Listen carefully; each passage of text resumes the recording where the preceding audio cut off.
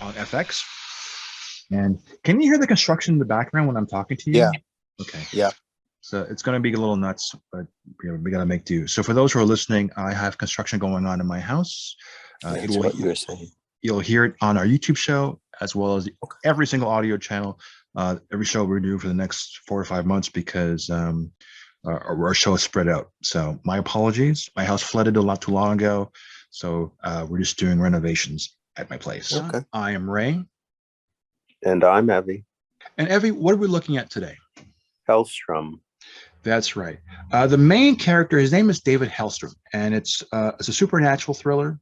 But before we start this show, we should get a baseline so that for those who have not seen this, who have never heard of this, we should establish like some basic ideas of what this show is. So I devised a 5-question thing to throw to you. That some stuff you may be able to you might be able to answer some of it, some you may not. So the first question is, where in America does this take place? It's kind of a trick question because it takes place in multiple areas, but like, what is the general idea of where this takes place?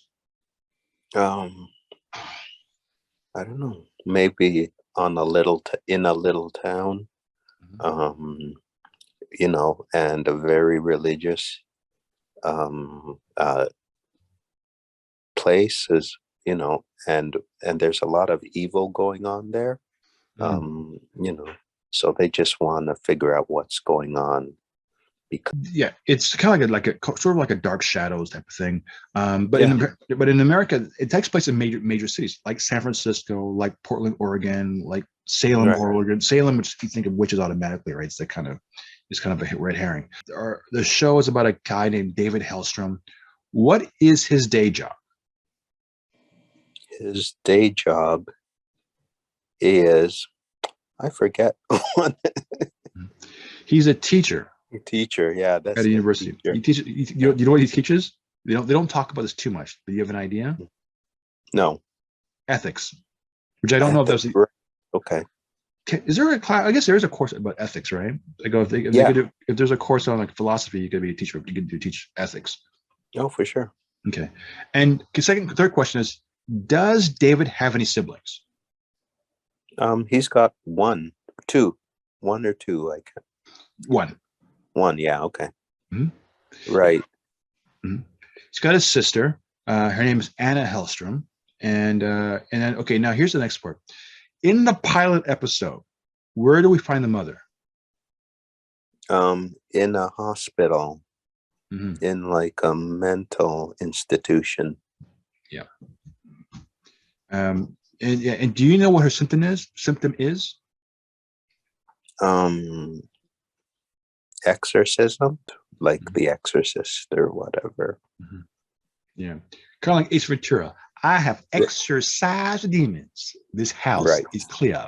No, she's possessed by a demon, and it's very right at the start. It's like seriously, it's very much like The Exorcist with Linda Blair, right from the start. And she is legitimate. She has like the powers that can move you from across the room, throw things around, and her head doesn't spin around though. But she is kind of like she does float. Right. Yeah. So yeah, she's something else. It starts off with a black nun who's also a psychiatrist who helps the mother out, who works there. You realize she's been working with him since a childhood. She also works with the Vatican on their behalf. And they're working together. They help fight. The Vatican hears stories of people who are possessed by demons. And this based on reality where they have a small sect group who go out there to either just debunk it or to help cure people who are possessed, and she was once part of that team. Now we learned that their father was a criminal. He was a serial killer, and the mother was possessed, so that was kind of like an odd bunch right there, because obviously it was an unstable home. The daughter was put into a foster care system for 20 years, and he was living in the church or the monastery, for quite a while. They only reunited once they become of age legally, where they could be independent. Kind of not emancipation, but of age where they can actually come together again. So in the last 8 to 10 years, so to speak, Anna and David, they got together and they continue to have their mother institutionalized. Mhm. Now because she is demon or has a demon touch, we find out they have a special gift. They have a special power. She's more darker. Like she deals. We don't know exactly what it is, but she has a bit of a dark side to her. David is trying to exorcise the demons, more or less, of what's going on. He tries to help, works with the Vatican, and tries to like find out people who are cursed.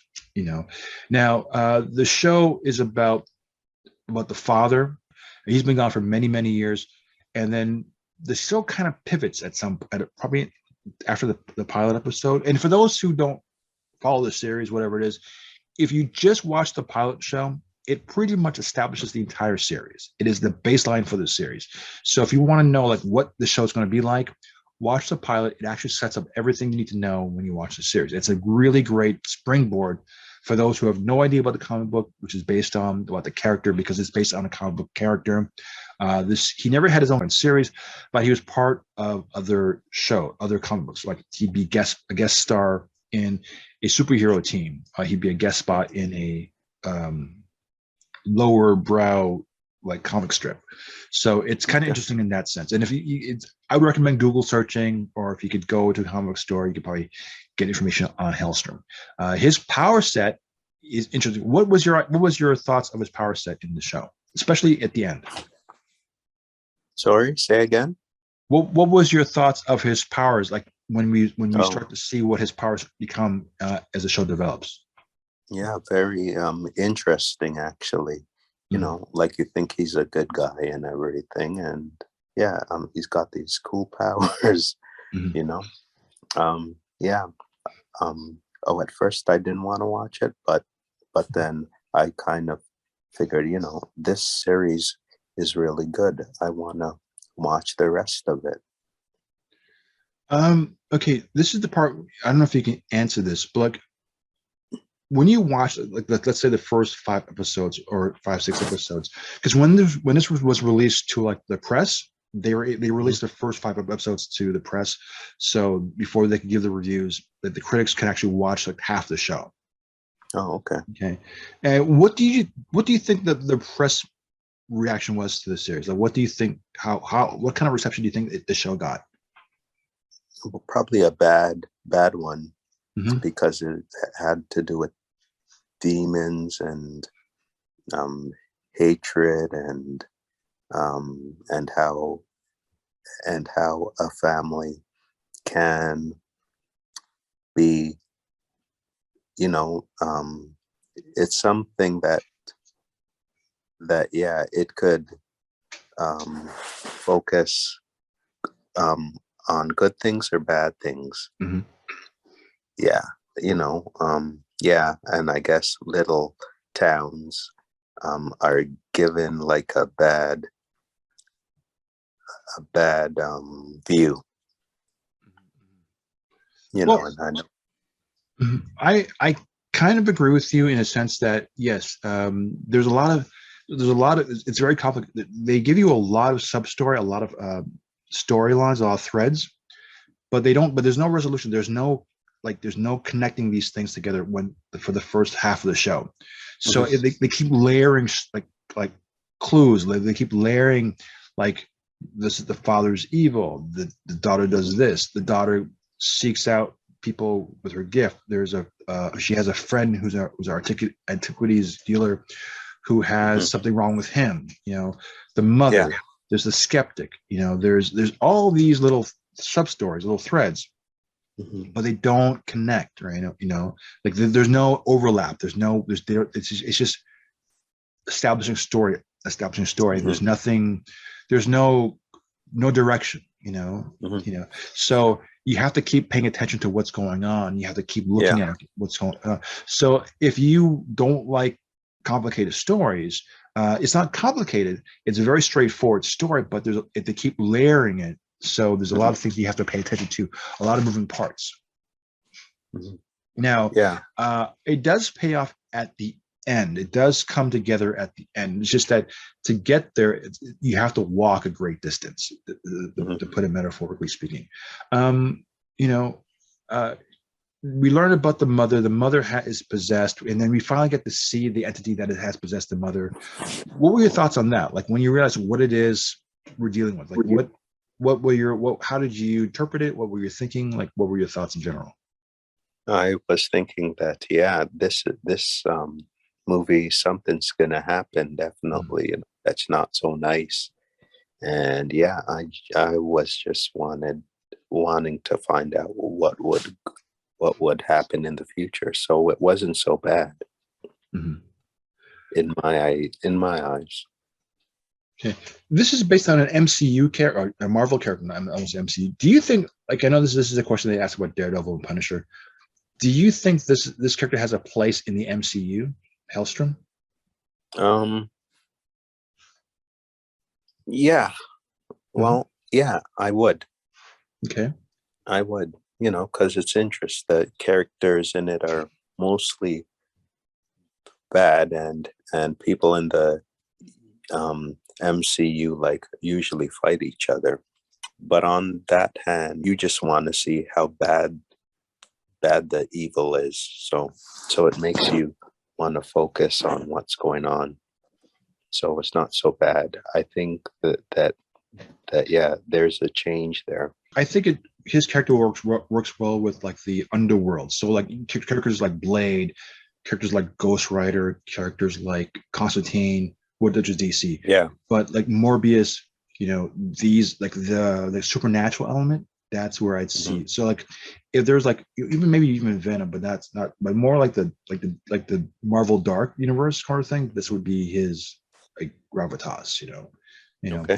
like, but also Doctor Strange. Like this is the guy who'd be in that, that kind of like niche. Mhm. Um, in general,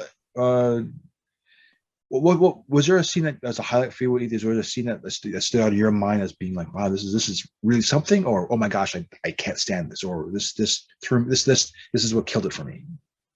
Um, well, things would happen, turns out like to be a exorcist, and then that sort of changes in that his focus changes, Mhm. and yeah, it gets tense, Yeah. because you think of the main character as of good, but then he switches to somebody who's who who's focused on bad things. Right. So yeah, that's my view. I just think like the side character, the assistant for the girl, Anna's character, where he's Hmm. like the skull is biting his hand, You're right, and he's right. being possessed by. Well, I can't give that away, but like he's he's like kind of like a Legion, where his voice is talking to him, Oh yeah, and he's talking to a skull of a demon. yeah. That it really goes someplace else. I've read some books that kind of deal with that, but like that's novels, like mystery novels. But I that is a deal breaker for people, I think, because you can look at it as being either like really serious or it could get kind of hokey. But I think they played really well in this. Do you think the show should have been canceled at one, or do you think it should be given a second chance to maybe go for a season two? Um, I think it could finish where it was, but Mhm. I'd like to see more of the characters fleshed out. Like what's Mhm. gonna happen. But it was a interesting um things that happened. So It's if you like an aesthetic of like a really strong X-Files, that's the mhm, kind of feel. It's very gray, it's very mysterious, and right. this might be for you. Like where you watching this, and like I watched this in one sitting. I watched all 10 shows, which Wow. which is really intense. But obviously you can't unless you have a day off. But like, so Right. how many sittings did it take you to go through this? Maybe like five days, maybe. Oh, did you watch like 2 or 3 a day, or did you like? Yeah. Okay. Yeah, I did actually. Did Yeah, you it watch was the a pilot? plus another episode, or was a pilot by itself when you watched the pilot? First I watched the pilot, Mm-hmm. started to like it, and continued to watch it. Both me and Terry. Oh, Terry's our producer. Yeah. So yeah, that's okay. Cool. Yeah, I saw it and I'm like, okay, I was going to take a break at the pilot, but I'm thinking, oh no, I should keep going. And I watched the whole thing. But if you Okay. watch the first two episodes, the pilot, especially the pilot episodes, Mhm. it will explain the entire series. Mm. Minus the absolute, and the ending is just no. But oh, speaking of the ending, without giving that away, did you like the ending? Did you like how it? Did you like the cliffhanger for this series? Yeah, it was pretty good. It's Mhm. pretty good. I wanted to figure out what's gonna happen. So yeah, I kind of watched the last four. No, the last three. I Mhm. just stood there and watched it. Mhm. I just want to see what would happen. Was this? Did they telegraph us, or did you not, or did you figure out the ending, or was this a show that you were just surprised right to the very end? I was just surprised, actually. Yeah, I did not see the ending coming. I don't know if that's a Oh, good thing or bad thing, but was the ending? Did you like the ending? Because it's kind of a cliffhanger ending. yeah, it was okay. Could have been better though. Mm. Yeah, I can't say that.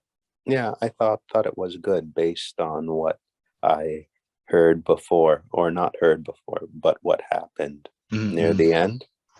Right. So yeah, I can't say that it was bad. Okay. Okay. Well, and on that note, I am Ray. And I'm heavy. We'll talk to you next week. Take care.